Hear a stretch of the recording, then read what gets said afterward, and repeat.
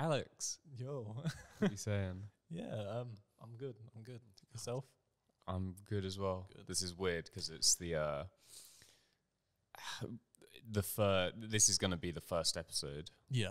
regardless of that we may or may not have recorded a couple before and a couple after or whatever. Mhm. But I think we need to explain to the folks what the show is, Yeah. how it's going to work, why we're doing it. So yeah, we're bringing back the PHOTOMAFIA podcast, but better than ever. We're in theory, we're not bringing back the PHOTOMAFIA podcast. We're semi-reviving an old podcast as the PHOTOMAFIA podcast, which means technically both of us are the hosts. Yeah. But not at the same time. No. I think we're going to trade off hosting duties, not necessarily like one episode back to back, but just depending on who we're talking to and whoever like organising guests and stuff. But so I think. Excuse me. God. I'm sorry, man. I've got this fucking cough out. I just can't shake. It's just like. But yeah. So I think like I'm aiming to have on I think we're both aiming to have on creatives because that's who like we're finding guests who are involved with the studio somehow and like people we find interesting, all that sort of nonsense. But we're looking at mainly creative people, artists, whether they're musicians, photographers, visual artists, dancers, I don't know, doing whatever. Yeah. And sort of, I mean, I'm more interested in finding out about their sort of creative process and their approach to things and all that sort of stuff as you, I think, want to do something different. Yeah, I'm probably more driving towards their business structures and how they're like going ahead with things and how they're like progressing so far, which is I think sounds great. And then like all the grown up stuff. Yeah, all grown ups. Yeah, I know. Like it's like, to be fair, I find it quite interesting because then like at the end of the day, like sometimes they use us as like one of their like freelancers, and that's how I see it. As like essentially we helping like a business like this grow in the marketing industry and stuff like that, or like elsewhere. So. Yeah, and I think the idea is to have between the two of us, because we've sort of come together from and combined kind of, regardless of how successfully, but combine the idea of like being creative and how do you turn that into a business model.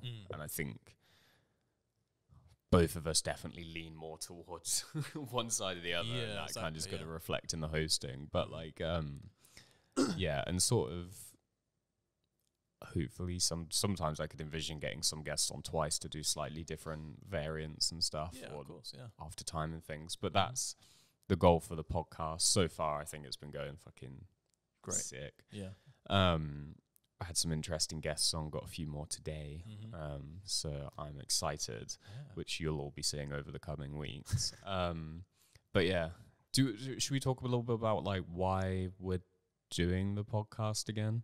Yeah, I think because it sort of disappeared for ages. We went and did other people's podcasts. Yeah, I think we got so done a lot of stuff. Like you say, we got so caught up doing other people's podcasts that we kind of like there was like interaction there with like other people while we were filming this podcast. But I think it's a little bit more intimate when we're like actually talking to people that we want to talk to and stuff like that. So well, I think it was just like a little bit of a jealousy thing because I was like, man, we could do such a cool fucking podcast. Because I think the problem was like I was doing the old one before it was kind of ready. Like the studio wasn't built. Half the gear we hadn't bought that we have now. Yeah, we didn't know as many people as well, so it was sort of just like a few gems who were just like on the up and comers. Now everyone's a little bit older, and that's like because a lot of the guests we've talked to already have been people we've known for like years, and some of them did do old episodes of the older podcast, and I think like there's such different dynamic people, and everyone sort of knows what they want a little bit more. Yeah, so like I think it's their like mindset and structure has changed, and like how they're progressing is like it's impressive, to be fair. And it's nice to see, like, especially when we from the old podcast to where they are now, like it's nice to see that drastic change. Yeah. So. And I think for me as well, like it's for us as hosts, I feel like we've got a good brand set out. Like I feel like we know what PHOTOMAFIA is now. Yeah. People know what PHOTOMAFIA is now, and it's not like because I remember some people used to come to the podcast when it was just like an empty room. They're like, so what actually is the studio? It's now like they walk in and they just know because of how it's set up, and they see all the stuff we're putting out, and it makes sense now, and it's finally come into its sort of own with the studio hire and the exhibitions and all that sort of stuff, especially in like probably the last year we've sort of did a lot of like reshuffling and sort of like putting focus where it was meant to be with the studio hire and the exhibitions, getting that sort of fine-tuned, and then like it was like, it's almost like we're trying to find our own footing with most things with the studio as well. Like you say, we were still trying to figure out what PHOTOMAFIA was, but we knew where it wanted to go. We're just trying to make sure other people understood what it was and stuff like that. So because we didn't have a very like, I think like now we're doing it, it makes perfect sense. But I think before we do it, it was just like we're doing all the like to the outside, like we were just throwing stuff out, and people are just like, man, Alex and Joe are just doing shit tons of different stuff. And it doesn't help that like because you're a photographer, you end up thrown into weird places as well, taking photos. So people see you doing even more than what you are just doing in here, and it just gets really complicated. As I think now we're doing it, and we've got good old Matt helping us out, organising it all for the public, so it's not just like us brain dumping onto the internet, as always. But so I feel like it's time to sort of, and I think the podcast will help with that as well, like getting across much more, and getting across the people who are like involved with it, because it's not just me, you, and Matt. It's everyone who comes through and hangs out and does works in here and like all the other stuff people we work with. So I think it's a good chance to like put a spotlight on them. Yeah, exactly. Yeah, and like you say, like the studio's kind of evolved this community around it, which is kind of perfect. And I think like embracing that a little bit more, and like like you say, getting them on these podcasts and stuff, it's like it's pretty perfect. Giving them a chance to talk about what they're doing and like what we can, because it is like it's having that conversation that you kind of rarely get to have when you're just like drifting in and out of other projects. It's like you start talking to someone like this, and then you're like, it can lead to sort of collaboration and different ideas bouncing around, and then that's what I've felt like. Definitely. And I think like not moving on from like podcasts kind of, but like like the exhibitions as well, like it was quite interesting because I remember when we did that, I think it was yours and Ada's last year or something, and it was like I spoke to Duncan about it, and we had like a massive turnout. And even he turned around, he was like, it's so impressive that you've been able to manage to get like a bunch of creatives, like from like musicians to like artists to videographers to photographers, like all in one room together. And it not be a pub. And it not be a pub. That's what I had from Lewis, the drummer of Thistle. He was like, I think it was the same one you were on about, that one that was like end of 2022, like very early ones when we were still just like, we'll try it out and see how it goes. But like, he was just like, it's really cool to see everyone in one place where it's not like we're here to drink. It's like a place where they were all here to like just hang out sort of a bit more casually, or look at artwork and hang out. It was like, and network and meet people who would like that little cross section of the scene.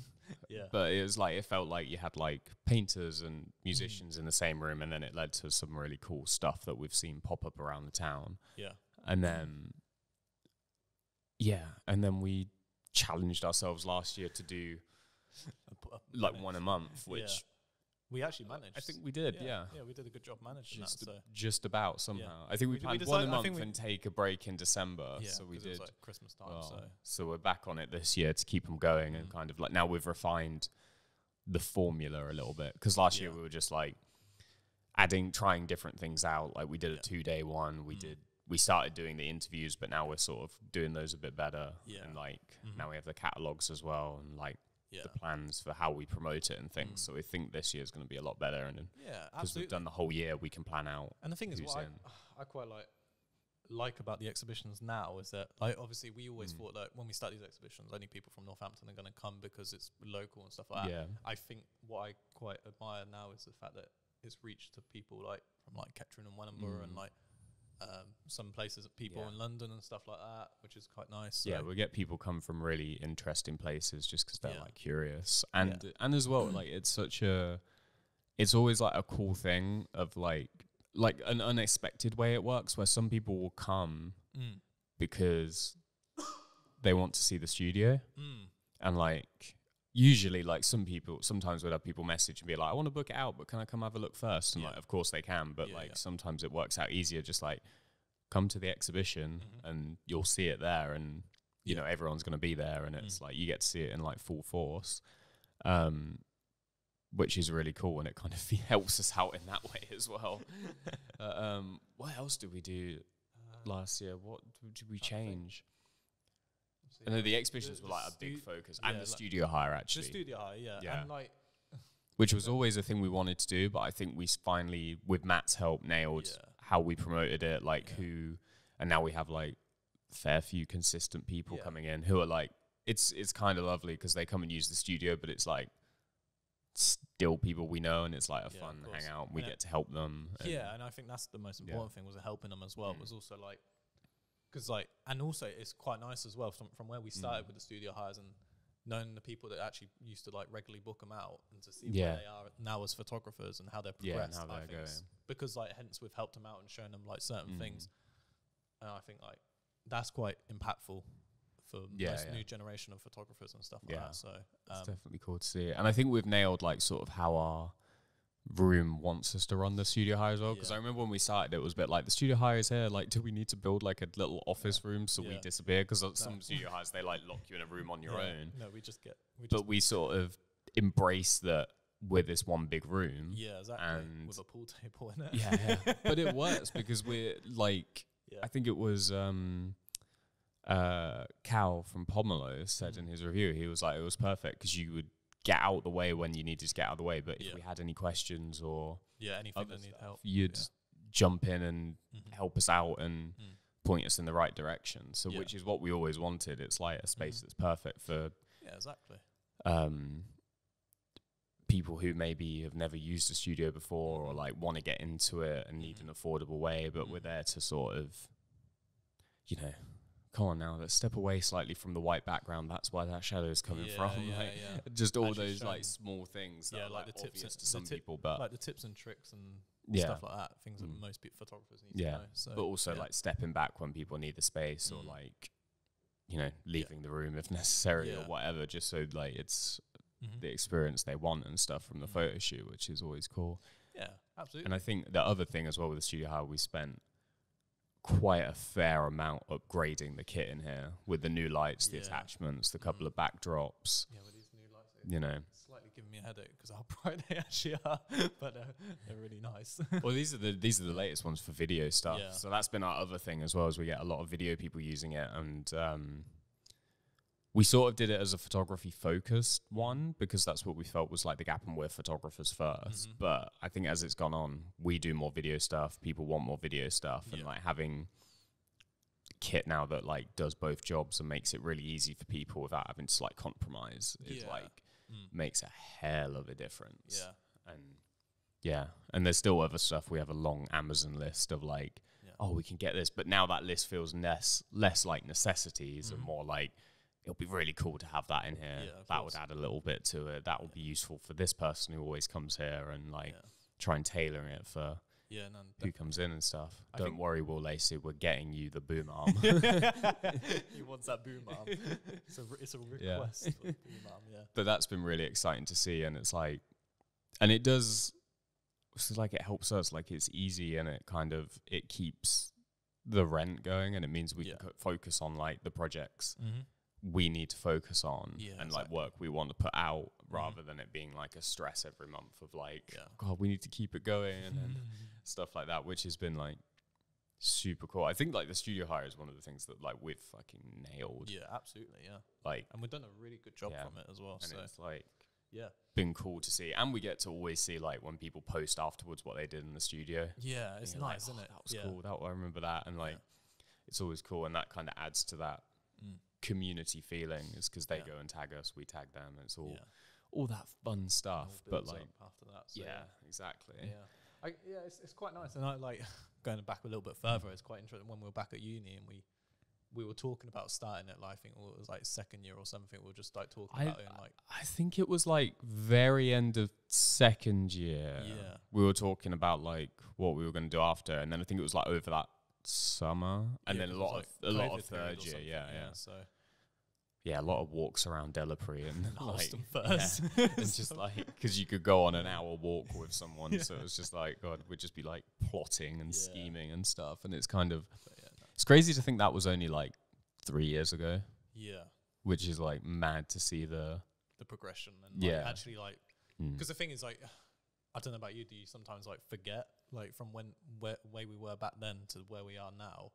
And then the moment I get is sometimes like I'll come in the studio, and it's normally when like you and Matt aren't in. Like I'll come in on my own to like just work on something. Yeah. Like if it's just like editing or something, and I'll come in.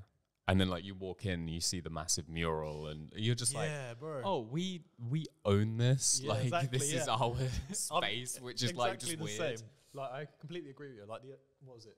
It was just me and yesterday, and I kind of had like that appreciation moment. Where I just like sat on like the white wall over there, and I just started looking at the mural. And I was like, "Fuck!" Yeah, it's like, oh, this is because you do. It's like weird. Like, you get sort of. And I think this is like with anything in life, you get kind of a bit just like take things for granted almost. You're just like, oh, this is normal. And it's like, it's not normal. No. Like, and you like, you think about it more and you're like, damn, we fucking. Yeah, like we put some like graft into this. Yeah. Like, yeah. It's like, nice, it's all built in together and stuff. And we're still, like you said, we're still finding ways to improve it. And we've got a lot of stuff planned for this year, this podcast included, to kind of be like, what's the next evolution and what's like how do we keep progressing, keep pushing it in the direction we want to push it in, what allows us to do what we want to do and you know make this space as best as possible for like everyone else and stuff, which is but yeah, it is when you sit and think about it, it is a bit of a trip that we're like, oh yeah, we've just got our like infinity cove there with our like 2 or 3 cameras pointed at us and with our massive like lights and this professional podcast setup, our pool table with our mural in the background. Yeah, which I thank the person I collected the pool table from because this has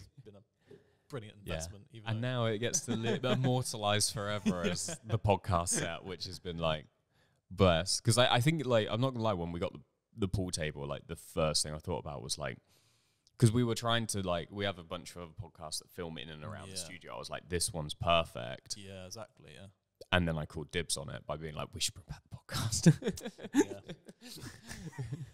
Before anyone else comes in and goes, it'd be really cool to do it on the pool table, and we can't do it, even though it's like, it's perfect. No, absolutely. Yeah, and plus me and you are big pool players anyway. Like, we'd like to play a game of pool and stuff. So like, it just kind of, it works. And at the exhibitions as well, like people, it stops the some people who like come through and they're a little bit nervous, don't really know anyone. They walk around the room once and disappear.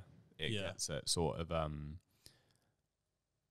people sit and hang out, and it's perfect, like sort of social part of it, other than like eating and drinking all the snacks. Yeah, exactly. Yeah, definitely. Yeah, and without us having to like talk to them to keep them there if they're not part of a big group and stuff. So it's kind of it's done us wonders. Even though like on the outset, when my parents found out there was like a pool table in there, they're like, "Oh, so you and Alex just aren't going to do any work anymore?" It's like you're not even hiding the fact you just sit around the studio all day.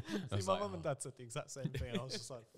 I was like, no, we will do work. Yeah, we're gonna. I promise. It was like when I told you about like, because I just got a projector, and I was like, oh, do you know what? I'm only using it to play on my like PS4, and I was like, oh, should I just bring it into the studio? And they're like, no, we will still definitely hard no on that. No, hard no, because we'll never get work done. And that's not even a thing that people will play socially at the exhibition. Someone will just sit in the corner and play God of War on their own for like 3 hours straight. It's like doing like retro games at the Gary, but in the PHOTOMAFIA studios. And I think as well, like even when people come in the studio hire, it gives back actually a massive amount of like surface space. So when people come in, they place all their kit on, and it's right. If you're a photographer and you're like shooting in this area, you have, I always put out like various things, flash gun, extra lenses, whatever I might need to, reflector goes on here. Like people will come in and lay out their clothes and stuff. It's exactly, like, it's a perfect little space, and everyone can stand around it as well. So it becomes like a great sort of, when you're not shooting, like planning, get all your ideas down, and for everything else you're doing, it's kind of like cool. God, I love the pool table. Yeah, honestly, man, this pool table's like, it's a godsend. So we're wheeling back a little bit to exhibitions. What's the next one? Yeah, so I have got an exhibition coming up end of this month on the 24th. Nice. So being February 2024. Yeah, 24th. 24th of Feb. So hopefully, if we get this right, it will be in about the coming week.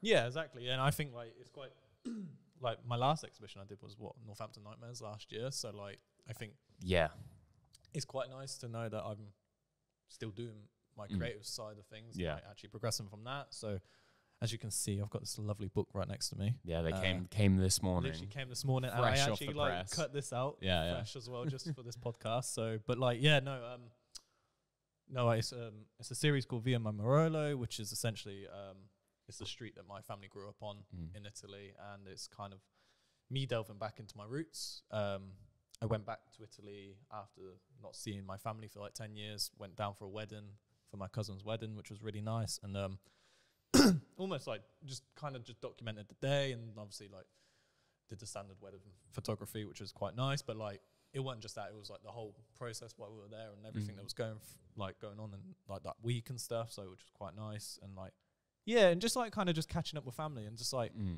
picking up from where we left off like 10 years ago, which was really nice. And like knowing that like even though like we lost all that time, there was always something to talk about.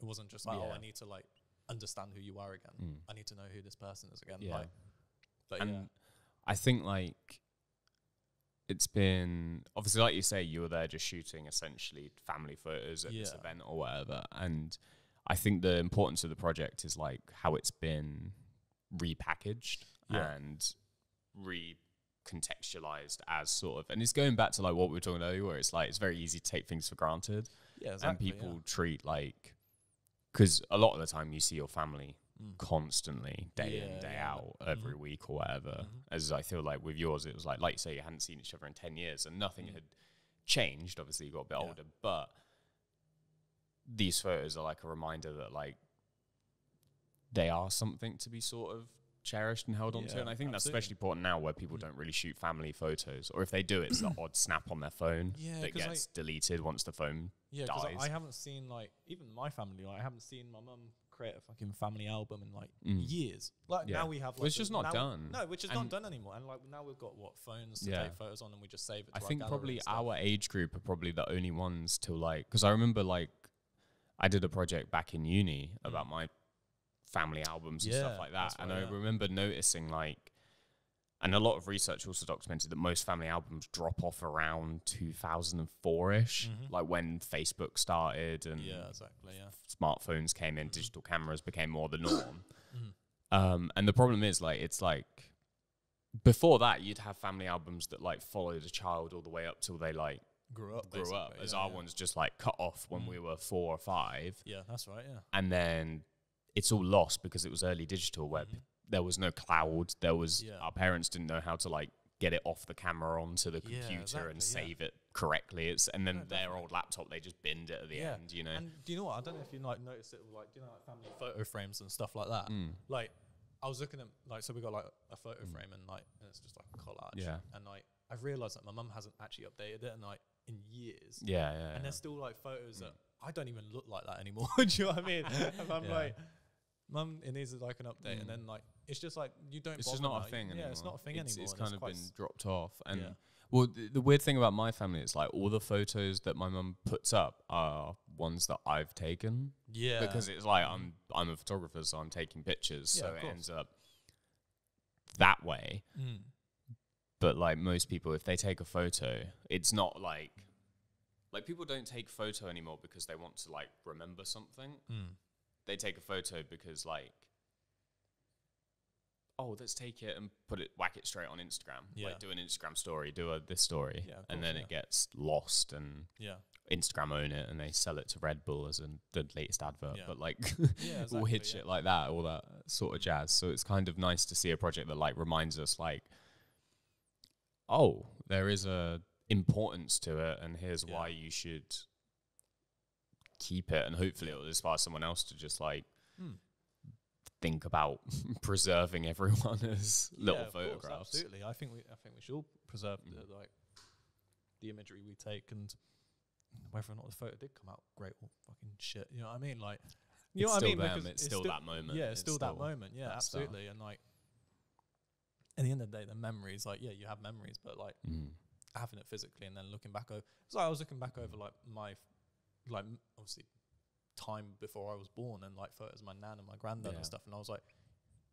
you're kind of like sharing that life with them essentially, because you see how they've grown from then and stuff like that, which is quite nice. So And it's like it reflects upon anyone, which I think, Yeah. and I'm hoping that's what my book does as well. Yeah. So, and it kind of encourages people to take more photos of their family and actually just like cherish, like you say, cherish the moments and stuff. Keep So hold of what they're doing, and it's maybe something that like we're conscious of because we're photographers, but we have to be mindful because oftentimes we're shooting on commission or like for other people, and then we go out and shoot fucking however many photos in a day for someone else, and then by the time we get home, like, and then we go, more photo taking. But it's like it's kind of nice to think about like different, like getting us back to thinking about photography as like not commercial or not art, even though this has been sort of recontextualized as art, but thinking about it as just like photos for us. Yeah. And hopefully, because we've got a little bit of skill and experience, our photos that are taken just for memories purpose will be a little bit better than your average Joe's. Yeah. But it's still like that third purpose of photography, which is like the sort of, there's a nice academic word we used to, vernacular. Yeah, that's the one. Our lecturers will be proud. We did learn something. But that use that kind of gets dropped off very quickly when you're in the world of like professional photography and the modern sort of style, that sort of personal use. But and then moving on, the project also has deep connection to your background in more ways than one, which is like you're Italian. Yeah, so you're looking a lot more Italian since this trip. Yeah, I've come back just as an Italian now. No, like absolutely, like my complete style of like the way I look now, like essentially like I wear gold bracelets and like a gold chain now, and like or just like embracing it. Yeah, just like, embracing it, like like just and also learning the language again. Like that's another thing, especially I went down recently. I went to Lake Como for a TikTok job, like content creating and stuff like that for someone. And obviously I was like translating for this TikToker, and like I think like also building on my language on that sense and realizing that I'm only got a quarter of Italian in me, but I still need to embrace it because at the end of the day I've molded myself into British society so much that I'm like, I don't know, like I need to realize that like I am part of you, and you have all that family out there and stuff, and it's like it is part of your sort of identity and stuff like that. Yeah, because the thing is, I think like the meaning behind it is essentially that like everyone needs to grow in their own way, and I think my way is still to grow as like a part Italian person, essentially, and just like, but also still have that British side to me that is very important, and realize that the people around me who are like friends and family are British and have like got me to where I am, but also just show that look, I'm comfortable the way I am now, and like embracing my like Mediterranean skin and stuff like that, like which is not doing me wonders today. Not in February in England. I'm like quite proud of that, and I'm constantly like embracing that a little bit more, which is is good, and it's also part of like the book is that journey of you like going back there and sort of and it's even like finding out these different aspects that have probably already been sort of latent in your home life in England, but like you've never thought of them as like, I think never had a place to put them. Yeah, no, I get what you're saying. Like, it probably felt like this is that odd thing my family does that no one else's family does, and you're not really sure why. And then you probably went to Italy and were just like, they're doing that too. Yeah, this other family's doing that. Yeah. Oh, it all makes, that's where it comes from, and it now can be put in where it's meant to be. Absolutely, and I think that was a big thing of like being here as well. It's like my mum and dad raised me. Like my mum's English, my dad's half Italian, and they raised me in this like mixed like society. But the thing is, I was always taught the Italian way. Like these are the traditional ways. These are, if you ever go to Italy, this is what you need to learn. Like, and I thought that was quite interesting. But the thing is, it was like even like having people around the table and stuff like that. Not a lot of people nowadays. And I think also now, like especially now, I'm so busy with the studio. I don't usually have like dinner with my parents anymore, or my family, and that's kind of like died out a little bit. A lot of people don't like even. Yeah, exactly. Like I'm the same way where we're here till it gets fucking dark, and then we walk home and everyone's in bed already, and it's like, but even the times I have been home, it's still very rare that my family sit around the table. Exactly. Like they, And TV dinners, baby. Yeah, and exactly. And the thing is, I think what I've realized now is like in the UK is that like everyone's so busy in the day, they just want to go to sleep after they've had dinner. Like, and they have dinner around what, like 6, 7. Whereas like I went to Italy, they have their like siestas and stuff like that, and they rest in the afternoon, and then they're having their meals around like the evening time. Yeah. But the thing is, what's quite nice about it is that the fact that they're eating together because they've all got that time together, and they're not tired, and they've had that rest, and they can essentially do that and go to bed with a full stomach, basically. You know what I mean? So and I feel like that's maybe also another UK thing, is there's a lot of work here, which is a curse and a blessing. As a photographer, it's really inspiring to be around people who are like working really hard and like doing loads of stuff. As like the other guests we've talked to do put out loads of stuff, but not a lot of. But I always find the stress is, it's like compared to like every other country I've been to and done photography, there's a lot more living going on in other countries, it feels like. As here, there's a lot more like, either people have very defined like, I work, I go home, eat, watch Netflix, fall asleep, and occasionally once a month maybe go and have a day where I do something else. But there's a culture of here of like, have your 9 to 5, and then the weekends have your side hustle and keep going, and that like kind of gets annoying. And it's frustrating as a photographer because you rarely see someone who's just like living, like, you know what I mean? Or you rarely have those moments of just like, oh, I'm just existing now. Like exactly, I can take photos of life, as like if you take photos of here, you're taking photos of work. You know what I mean? And like obviously the exhibitions are a little bit different, and like there's moments, but it's like,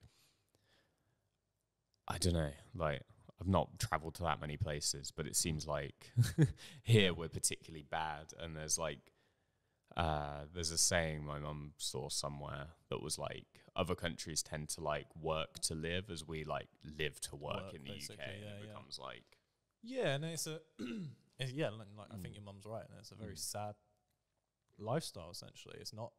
I think it can go one of two ways. I think if you're lucky like us, where we work for ourselves and we like enjoy what we do, then it's not a bad thing. Yeah, exactly. Yeah, and because like we can come in here, you know, whatever time we got here this morning, and like we might stay till, you know, there's days where we don't leave till it's like 10, 11 o'clock, and then walk home, and I don't feel like exhausted, but I feel like if we worked for someone else, like regardless of what we're doing, it doesn't take as much to be like, because you're having to like put your brain in a different mode.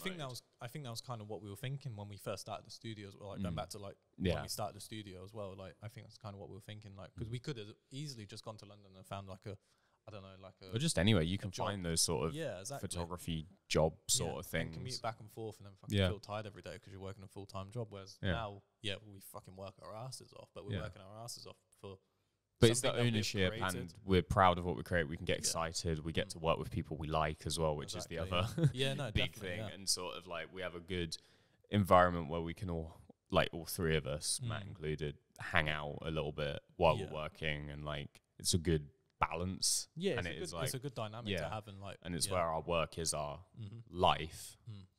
So we are sometimes here for like, you know, long ass days, but that's not an issue because I feel like here is like a second home almost. Absolutely. So it's like we're not here we're not checking on each other going, are you really working? Or like there is an element of that because you don't want someone like falling behind and like letting themselves go. Like we keep each other on it, but it's not like okay, Alex, I'm going to call you in for a disciplinary.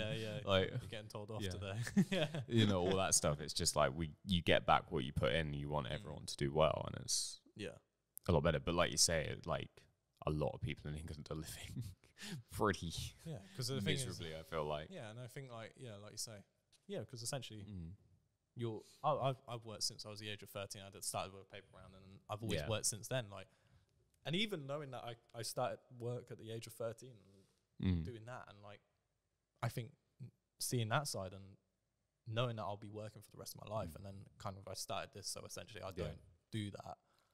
Well, it's working, but it's like working towards something you actually want. Like the output isn't just, okay, the number in my bank account got slightly higher. Yeah, exactly. It's it is like what we were talking earlier. You get to walk in and be like, I own this place. Yeah, exactly. Like, you know, and I get to work with all the people I like and know, and we get to, you know, do zines and these stuff, projects because I think as well, always being around creative people has kept us sort of on it. As I always feel like if I finished uni and was just like, right, I'm going to go get a random part-time job to try and like fund just my fine artwork, you would be surrounded by people who weren't artists and weren't that sort of thing. Your only access to an art community would be online, maybe. Yeah. And the most of your day you'd spend, you know, say I worked at the Waitrose near my house or something, would be around people who were like uni students or just working at, like they have a very different mindset. Yeah. And that can kind of be sometimes detrimental. It's like you come in here and it's people who are always doing stuff, talking about the project, and you're like, I want to do a project because they're doing a project. You know what I mean? They're super excited about that. Sounds cool. I'm going to go do my thing. And then it keeps you sort of on you just doing things. And that's why it's like we have, like your book, I've got my projects in the works and different things that have happened over the years that I feel like it would be more difficult to do if we'd surrounded ourselves by like accountants or, you know, something like that. It's, so yeah, it's just setting ourselves up. And that was, I think, the idea coming out of uni till now. And it's finally at a point now where it's like, it was always obvious to us what we were doing, but I think it's took till now for people to like, it's like any project you do that's a little bit weird and wacky. It's like, it takes people time to like, some people less than others to come around to the vision. It's like burp straight into the mic. But like, you know, I'm sure I had friends that were like, what the fuck is Joe doing? He's like spending all this money on the studio, just like he has no money ever to do anything. Like, but it's like, it's worth it now because it's like a space and like, it means something to people as you know, and like, I think that's the most important thing was like, like I just said, like it does mean something to people and it's created a massive impact, like hugely. Like, do you know what I mean? Like, I can't lie to you. Like, the people that come in here and they do hype it up and stuff, but I'm just like, like that's what I think it's finally at a place where it's like it's exactly like we're getting praised for what we want to get praised for, and like what we put the effort in, and it shows. And it's, I think there was a creative scene here, but there wasn't a creative scene for people to be collaborative on, which I think that's what we should. I think we always knew from like when we were at uni, like just dipping our toes into like people being like, oh, there actually is a bunch of creatives outside of just who was on the uni course at the time. Yeah. But the problem is none of them are like talking to each other. Yeah. They have no space to like put it all through. As I think that was our goal a little bit. And that's why it was maybe a bit confusing when we were like at the start, when it was like, so you're a photo studio, but you're hanging out with all these musicians and you're hanging out with like painters, like they're not going to use the, and lo and behold they do. And like, I guess we're lucky because photography is the perfect middle ground because everyone needs photos, everyone takes photos, and we can link it into different aspects. As I feel like it would have been hard to pull off something like this if we were like musicians, you know what I mean? It would have just been musicians, but it's sort of, now it's like a bunch of everyone sort of I think it makes sense to people on the outset. Like, it's not hard to describe or show off, and it's like something to be like kind of proud of in a way. Yeah, absolutely. Kind of way. Yeah, we should be proud of it. I think like, of course. And I think it can only carry on getting greater. Yeah. And that's the way we need to like think of it and the way we need to grow it. So what we're going to do, starting with your exhibition in February on the 24th. Where it all changes after that. Well, I think that's like a first step in the right direction and stuff, because it's just like new book from you, fucking the new, probably is the first one of the year that's like an art focused one, because we did the January exhibition, which was slightly different focus. Like, the focus of it wasn't just like a body of work someone created. It was more of like a brand commercial thing. Yeah, of course. As this one's the first art one. And, you know, it's got the book, it'll have the catalogue, the interview, the the poster's done, promotion, like all the steps from the formula we realized worked from last year, like all put together, and like pushing it on that little bit more, seeing what we can add and what we can change to make it even more effective and stuff like that. So I think I'm super fucking hyped, even beyond just like the cool project. Yeah, absolutely. And it's like the whispers, the rumors of there being very good food at this exhibition, because of course there is, because it's Italian. Yeah, so I should probably explain about like how I'm setting out this exhibition. So there's one image in this book that basically kind of shows it like at the start, which is essentially just like a long table. For people who are also like listening, it's like the image that's on the poster, and it's a bunch of people gathered around the family dinner table. So essentially that's kind of like the aesthetic I'm going for. Is like, I want people to experience this Italian lifestyle and actually remember what it's like to eat around the table again with your family or friends. You know what I mean? Like, and there is something special about there's that. almost some weird aspect of like bringing the photograph to life as like a big sculpture, because you are laying out that setup in the studio with the photos around it and like the food on it and stuff. Exactly, which is kind of a unique concept, and I'm happy because I won't be hungry, because my normal mistake at the exhibitions is to come in and then realize I've only got the snacks and that's my entire food for the day, and then being like, oh god. So what I'll be doing is I'll be setting out a long table with like chairs, and people can just stand around the table, whatever, pick out what they think. It's like an antipasta, or what we call it, or antipasti or whatever, and essentially like it'll be meats, pizza, cheese, olives, like all your like lovely Mediterranean food that you can get. So all the good stuff. All the good stuff. Like and like I say, like I'm embracing that culture, and I kind of want people to experience what that culture is all about. Because like we do have it here in the UK. We have like Italian shops, and we do have like Italian restaurants and stuff. But like, and that's nice. I think the thing is, and from my experience with it, with the sort of the food photography I do and stuff, but like from when we've been there, it's not just the food itself, it's also just like like you say, it's the act of everyone getting around the table and taking the time to eat and just hanging out, and it being like the food is just like an excuse more than anything. Yeah, exactly. Yeah, but it is also really good food as well. It's not like here where it's just like, I'm fucking starving, put anything in my mouth and I'll be fine. Like, just fill me up for the next 10 minutes and then who cares what it actually is. And the thing is, do you see like nowadays, like we kind of rush to eat our food because we're constantly busy, whereas I want people to essentially take the time, actually enjoy that this is a sacred meal that they're having in front of them, and it should be like seen as that, really, like spending time talking to people that you admire and want to get to know and stuff like that.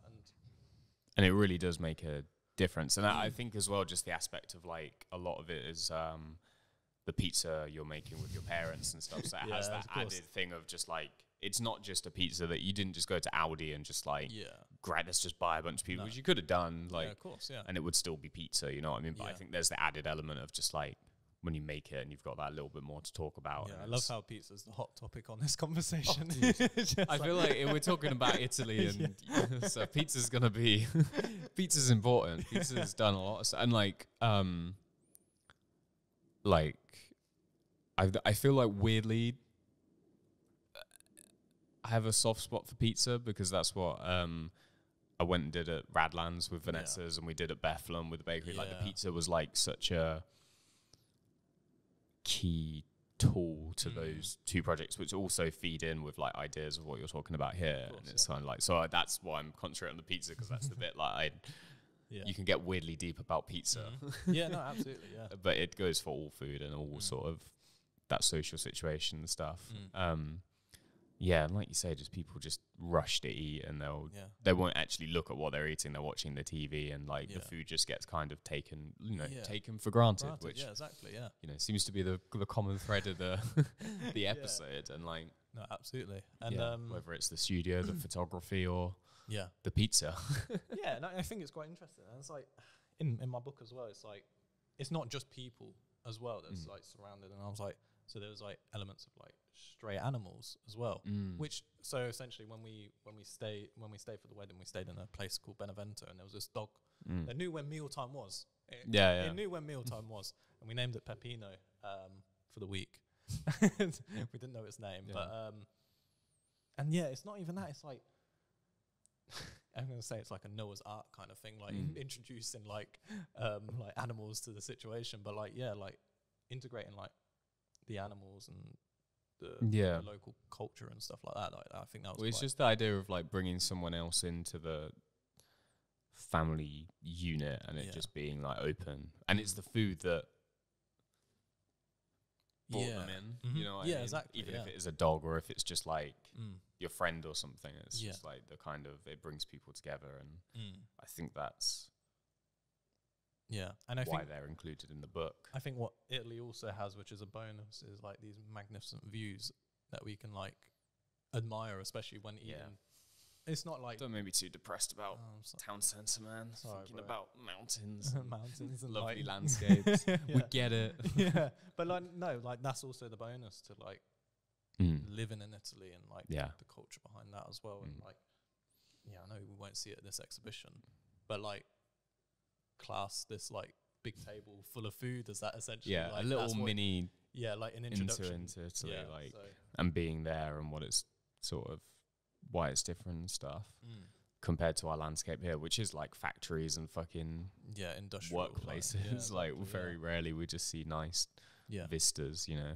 Someone might give us a field, but but damn, I feel like we've had quite a conversation. We've had a good chat about it. So people come and see the work, grab the book, eat the food, hang out, quiz Alex about about the project, all that good stuff. Come have a look at everything, and then hopefully get ready for the next episode, or go watch the next episode if it's already out.